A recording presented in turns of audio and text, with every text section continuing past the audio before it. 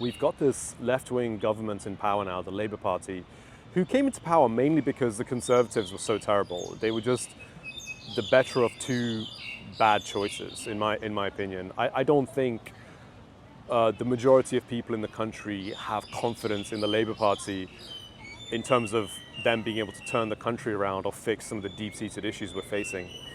In fact, I don't think they're even focused on these issues properly. I read this great essay last month, which you can find at ukfoundations.co, and it was about how the problems facing Britain fundamentally come down to the inability to build things, and it's the lack of investment over the decades in energy, infrastructure, housing, transport.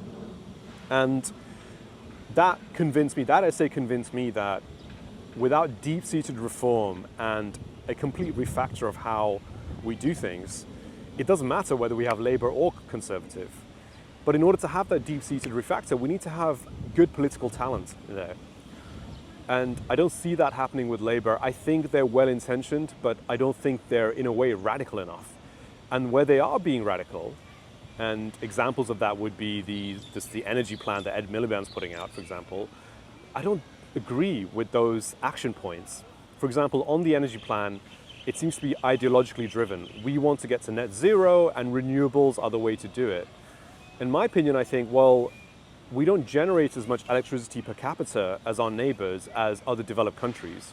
And that limits what we can do. If we want to build massive AI data centers, where's the electricity going to come from to power that?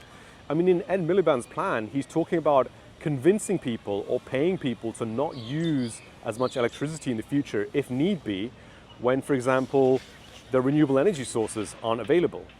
I mean, to me, that's just the opposite of how we should be thinking about this. We want to be able to tell people, look, no matter what you're trying to do, the energy will be there available for you. The electricity will be available for you. In other words, we shouldn't be trying to just create the same amount of electricity we have now, but with renewable sources. We should be aiming to create a lot more electricity, and we should be thinking about how we can technologically achieve that. And the obvious answer, of course, is nuclear power. But then nuclear power would only be possible if we have people in government who believed in that possibility and who understood the proper science behind it, again, instead of being ideologically driven. So that's just one example of where I think the radical actions that Labour are taking aren't really the correct actions. Now, there might be some things that they're doing which I think are going to be beneficial for the country. But I think overall, in terms of the deep-seated reforms and the changes we need, I don't think they're there yet. What I'm hoping is that, just as we saw with the pressure that they got against raising, for example, capital gains tax to 39%, I'm hoping that the pressure from society and the pressure from the country at large limits some of these more radical but incorrect actions they're going to take. And can't expect that politicians make all the right decisions. There have to be course corrections along the way. But because they have this strong mandate, I feel they're going to be able to push a lot of these things through, and then what's going to happen is the country's not really going to improve much. We're going to get the Tories in, and Tories will just undo a lot of this, but I don't think they have the political talent needed to make the big decisions, so I don't think they're going to improve much either.